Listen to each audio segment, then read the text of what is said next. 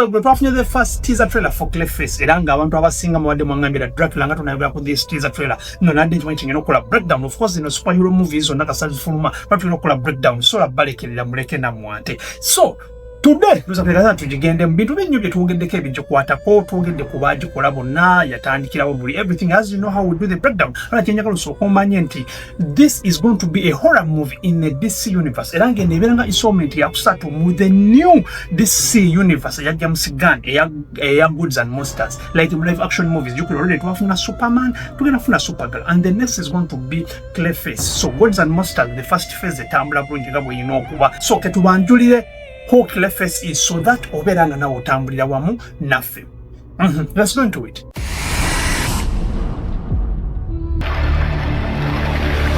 Bisale bisinga kote tuwadde si watuuka abantu asinga mulowooza twamusuula ebbali nedda this engeri gyetambula content kwayo mu mpolampola being that nti yegezaako ku improvinga mpolampola eri mu reboot so content waayo asinga tugezaako muwa obudde bwetaagisa okubanga waba kutuuseeko tugenda mutambula bulumu mujjuka ebiseera twakolera mu content wa mavu naye bwetyo bwe twamukolanga tetwasooka mupapira not until we yatuuka ku peak ne tubanga kati essaawa zino tubanga tumwogerako essaawa yonna waaba ayiikira so ne DC kino kyekintu ekipe kye tulimu so nabanya abaana bajja mu comment section bangamba DraQla nga tutayogera ku DC DraQla nga tutayogera ku DC ya kupapira content wayo ajampola right now guno ko just omwaka twina mu kandabe twina gundi bbiri tubadde tugenda funa Supergirl tugenda funa Clayface what else nga nerabidde bannaye nga nerabidde what else ndowooza byebyo so far manyi tulina ofuna projects 3 endala envudde mu mutwe nenga kati Clayface yezze Supergirl twajogeddeko yakafuna content wa mirundi ebiri so twasofuna teaser trailer right now twogera katwina ne official trailer so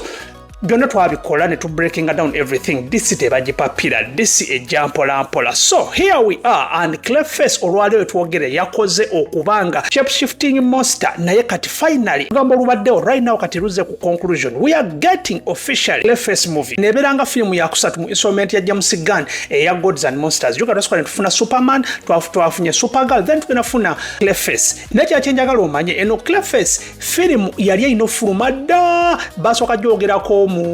2:20 nanga leja enakuba ya writer Mike Flanagan wabula ate ne bagidelay ngobani basoka ne bagyesonyiwa mu almost omwaka nga mulamba yali inakubera party ya materials zakola eza Batman eza Elseworlds oba spin-off movies jezino kuba nga jezino kuba like mu format nga ulaba we bakola the Penguin naye ate mu 2:20 wano we kyachukiramu this officially announcing that Clayface ejja kubeera ate kati part of James Gunn's new universe kakati wano wetutuuse that mwabasinga mugera kubanga amulabo ogusooka naye obo wetegereza bulungi mu James Gunn's universe guno sigwe mulundi ogusoose Clayface okulabikamu nedda abalaba season 1 ya Creature Commando Clayface twamulabamu yalabikamu nga shape shifter naye ate wantu amusanga mu biseera nga afuuse villain ng'oleda ali mu kaliya ya villain wano yali yeegase ka princess ke mwali mumanyi nga Sasi akali kagala okuwamba ensi nga kakolera ne twalaba Sasi nga government yemukutte Clayface yagera n'akyusa enfaanana ye n'afaana nga sikola gwe bayita Isaiah Pakmafon najja n'abanga awa Agas information enchamu wabula ate Rick Flag Senior yatandika kifiringa nti kano ka Isaiah kalaika kalimba era bwe batyo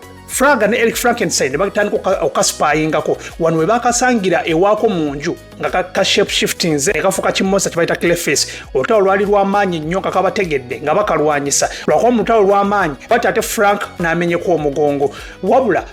Eric Frankenstein yamukubya amasannyalaze bwatyo n'alabika nti yenna asaanyeewo wabula mu kusaanawo twamaliriza ne tulaba nti remains ezisigaddewo yandibanga ono omwami akyali mulamu kakati Clayface ate jjukira yennyini gwe mwalaba mu Creature Commandos gwe tugenda okulaba wabula ate this movie egenda kukola nga prequel ku bye twalabamu kitegeeza wantugenda kuba tusanga Matt Hagan nga tannabafuuka shape shifting villain nga bwali abasinga mumulabye nnyo nga abazanga abamanyi mu comics ne bu animation wa DC ono omwami ayinza okuba mu manyi mu mannya mangi Clayface lino linnya likozesebwa abantu ab'enjawulo oba ba villains mu DC twasonga tufunako Basil Carroll ono yali first Clayface yali introduced way back mu DC oba Detective Comics yali issue 40 nontala Basil Carroll ng'olode actor ng'era muzannyi wa sinema naye nga mu sinema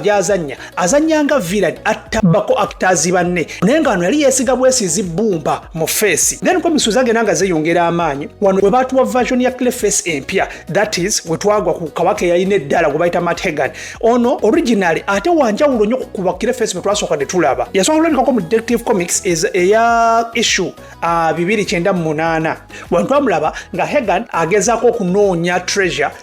gye yali mu cave wabula mu kugwayo n'agenda agwa mu pool of protoplasma. Protoplasma bibanga oba kikunyonnyola entya kibanga kijeli nga kiri colorless nga kiringa semi liquid content ali ewamu nga kugamba eringa cell eringa erimu amazzi eringa limu proteins ne carbohydrates ne lipids ezenjawulo kakati wakigwamu nga kyo kyamuwa ekiringa ekirwadde ng'ekirwadde alinga shape shifter omubiri gwe gukyukakyuka mu ngeri ey'enjawulo okuba ate kyamuyamba okuba nga asobola ofuuka omuntu yenna gw'aba ayagadde oba gw'alowoozezzaako. Then bwe tuba tweyongeddeyo era waliwo ate era abalala bakozesa erinnya lya Clayface mu comics omwo be tubadde nabo emabega kugamba nga bakoze nga ne clans ezaye. For example waliwo clan gye bayita Mad Park mono tulabamu Carl ne Hagan bonna nga balinga abali mu nsi eyawamu bonna wadde ba Clayface naye nga banjawulo naye ekisinga okwewuunyisa kweno film ate tugenda ku bintu ebiri mu comics.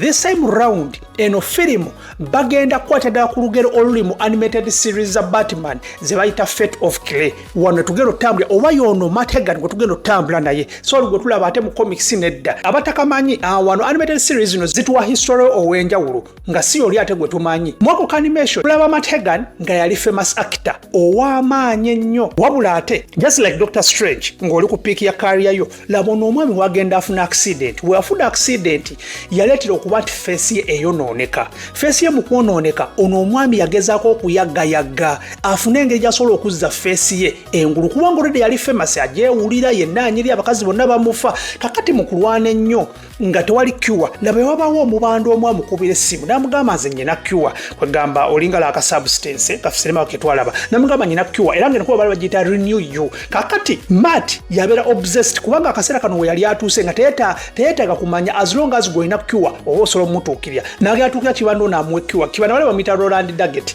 then natandika ogimuwa naye nga womanyi jjukira ogimuwaawo by then ebeera illegal okitegeera kakati mu kubeera illegal jjukira kintu kyababanda ate olwedde bakimanyi nti ono like akiterinnya abadde ayinaayinawo kasente munenga tandisa okukozesa substance ng'ekola naye ng'ekola for a period of time olw'okuba nti baali bagimuseera ate ngo nali obsessed yatandika okugwa mu bbanja eryenjawulo nga nakyasobola ku affordinga cure naye ate nga yawulira agyetaaga. So what happened later yatuuka ekiseera nga bamubanja sente nnyingi munnange businessman Roland n'agenda asindika abaana be oba abakozi be egaali ye ne basalako Matt ne bamugamba eno cure gy'oyagala munnange bamukuba ne bamuteeka wansi ne bamulinnya ne basooka bamuyiwa cure mu kamwa n'anywa nnywe mu kuginywa yamuleetera okuba nti ono omwami akyuka omubiri gwonna gutandika okuyiikayiika n'afuukanga monster eyo gyali mu kwagala okukola revenge ey'amaanyi wano wagenda n'agwa ku Batman we basooka okwerabirako ng'olwo afuuse villain ow'amaanyi. Kakati version ya kano animation writers nga Michael Flanagan, Christina Hamill ne director James Watkins wano we bafuna inspiration ne bagamba omanyi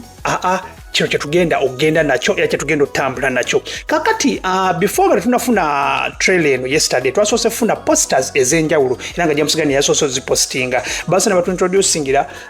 ku poster naye nga zombi zina stories ey'enjawulo. Yasoose batuwadde magazine eya An in Universe magazine jukira eno magazine ya DC nga kuliko star Matt Hagan ng'ali ku front center naye nga ano kimulaga nti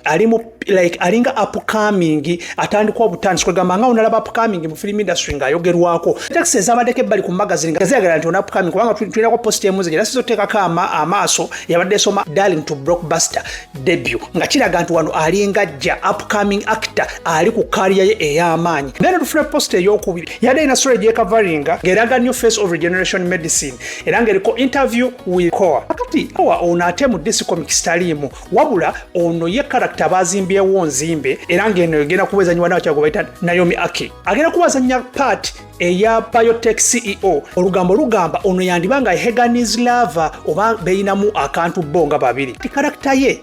mu description batugamba nti ono ajja kubanga wolaba Elizabeth Holmes style scientist. Holmes ono yali CEO laboratory oba company eyali ekola ka drug kali aka substance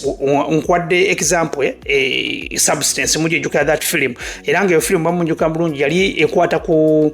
fading actor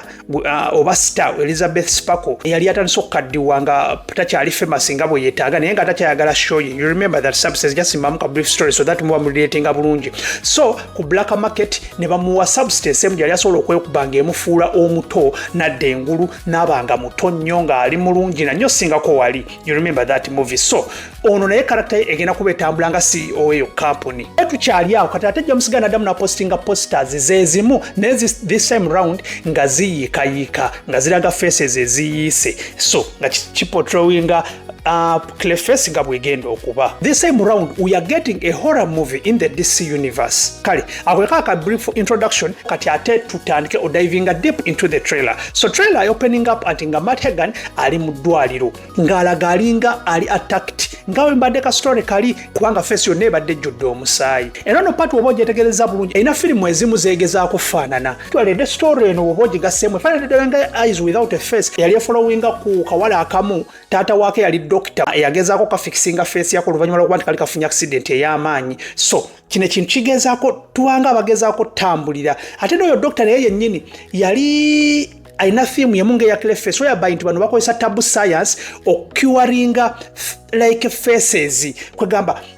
okiraba kinengeje kifaananamu. So firimu eno manja musigane mu firimu ze n'abantu balifaringa nnyo ku firimu ezimu ezibaddewo so that oba tobula nga omanyija musigane n'ennyimba naye luno oluyimba this time round nalwo luyina kyerufaananamu. Luno oluyimba bayita Do You Realize olugulu gye bayita The Flaming Lips baluwulirako oba balukozesaako mu firimu ya Guardian of the Galaxy 3 era of course nayo era yali project ya James Gunn. Kakati lyrics zaalwo zigamba nti Do you realize you have the most beautiful face? Kyokka ate zino lyrics zibageza ziplayinga nga bagezaako tusembereza face ya kabaka weri weefaanana mu bufunze balinga abamumookinga ku kikyali kubanga jjukira ono y'omu ku baami abadde alina the most beautiful face mu Gotham omuzannyi w'amaanyi kyokka ate waafaana. Kakati akayimba kaliko nga mainly kamumookinga bumookinzi. Then wano bagezaako tuwa flash life ya kabaka Hagan nga tumulaba wano nga kamera zimutunuddemu nga tumulabako ku red carpet event nga tumulabako nga kiraga nti alinga either we yalinga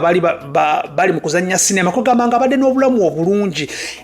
wadde kale si actor bano ab'amaanyi naye ate asukka okuba ku bano ba bilist actors. Omanyi mu film industry waliwo be bayita ba top actors awo nga olaba Tom Cruise ba Idris Elba baani kano waliwo be bayita ba bilist actors. Kakati osobola okubeera bilist actor ng'omanyikiddwa naye nga toli kabaka nnyo. Kuwa example nga yaani amanyi sinema kamuyita erinnya lye Anthony Mackie abeera bilist actor. Yes bilist actor siwa amanyi sitakuba nnyo kiri ekimalo nti firimu anagitula mu kijja gujja kubeera muggwa abeera bilist actor. Naye ate waliwo abasukkuluma ku ba bilist actor nga olaba essaawa zino Sweden Sini Timothy bonna we batyabo bayiseeko kakalisti ba Robert Pattinson bayiseeko kakalisti kaba bilist actor. Kakati ono omwami Matt Hagan wano according to what we see the flashlights ziraga nti he's not a blockbuster actor naye ate he's past the bilist actor. Kitegeeza kati wano abeera famous nnyo kitwale nga upcoming artist n'okubaza hiti zo nga kiraga nti baba kati okimaze. So that is what kitwale tulaba wano mu trailer mu flashbacks zebadde alaba. Then wano ne bagezaako tulaga Hagan ng'alinga like after ng'avudde mu ddwaliro alina mask gy'ayambadde. Mask eno gy'ayambadde ebadde so clear ng'osobola okulaba ebyomunda naye nga kiraga face teredde. Nno mask gy'olaba eri family yanga Snodicus gye yayambala mu 1961 horror film ina plot yem almost efanana eya Clayface. Bw'otwala kabaka yayambala mask ng'agezaako kiwalinga face ye wabula face ye yatuuka ekiseera n'etereera lwakuba ate ekiseera gye kyaligenda maaso face yatuuka ekiseera nga nayo efuna obuzibu bwe bumu. Then wano scene n'ekyuka nga tulaba waliwo omuntu omu agezaako okukuba Matt empiso y'eddagala mu face. Of course eno part eyinza okuba yeno gye mbagambye Naomi Akira gyagenda okuba ng'azannya. According to kye tumanyi Naomi ebintu byagenda okuba ng'akola kitegeeza treatment gy'akola nga ye tekkirizibwa mu nsi nga olaba the substance we yali. Then otulaba Matt ng'ayimiridde ku store naye nga atunudde mu ndabirwamu feesi entugirabanga egezaako okudissolvinga ng'eringa eyiika ne tulaba Matt ng'agezaako okwogera wabula ng'ate omumwa gwe tegusobola kwebikkula kwegamba nekifaananya ddala posta James Gunn gye yatadde eyabadde eriko omwami oyo wa his official poster ng'agezaako okwega tayogera. By the way neeyo scene efaananya ddala gye twalaba mu The Matrix whereby Neo we yali agezaako okwogera ng'ali interrogated ne kabaka Agent Smith. Then tulaga scene ya Cora ng'ayimiridde ku amusement park oba Gotham amusement park naye nga kuliko Crown like mu background oba ku kisenge ng'eraga Crown omusibe kwegamba ng'eringa reference ya Matt yennyini. Wano tumulaba ng'atambula Cora eno kwegamba kiyinza okuba nga wano we baasooka okumiitingira oba yabadde nga date yaabwe bayinza okwesanga like Cora ne Matt. So being that bagenda kubeera ba love according to what we know, this might be the first spot oba scene bayinza okuba nga bagenda okumiitingira. Then ne batulaga scene yazzeeko nga tulaba Matt atunudde mu ndabirwamu obusungu ne bumukwata n'asooka okubamu engumbi ey'obusungu. Wemba akuzizzaako emabega the first time we twalaba Matt nga akyuka oba his transformation twasooka mulaba era nga atunudde mu ndabirwamu though this time round yali mu ya mmotoka njogera kwabala animated series ka Batman kinabagambye actually ndowooza ne mu comic books eza Batman zibayita One Bad Day Clayface so ye muntu ndowooza enkyuka ye tujja sooka girabira ffenna mu ndabirwamu according to the references tuyinza okuba nga tufuna as per now. Nsooka tulaba Matt mu bathtub oba babita batya bathtub mpozi mu Luganda ebyo ebibaafu by'omu kiyigo ng'atuddemu n'ayisa omukono mu feesi ye feesi yonna neeyiika ne yeebikka kwegamba eno obanga agenze mu comics kubanga ne mu comics eyo scene yalimu ng'ali mu bathtub wabula wano yalina tagline eyali ey'obusungu ennyo ng'agamba nsobola okushiftinga neefuuka omuntu yenna lwaki sifuna rolo mu bufunze Matt agezaako okuddamu okubeera star nga we yeemanyi w'alina okuba alwana nnyo addemu afuuke kagujjoyo kawejji so kimuleetera okuba nti agenda atta abantu bonna be auditioninga actually kyajagala osooka omanye Clayface eno film ejja kuba efaanana familia ne the substance saga kikubuzeebuze story eringa egattagatta so we are getting a horror movie in a DC universe. Kale tukulikeyo ndowooza tujja kuba tulaba ebinaabizeeko official trailer we naaba efulumye we shall also try to see it natumisinzemu just because this has been just a teaser si binnyo ebadde bifulumye but we naaba efulumye tujja kuba tugikola sikyo have you guys Ashi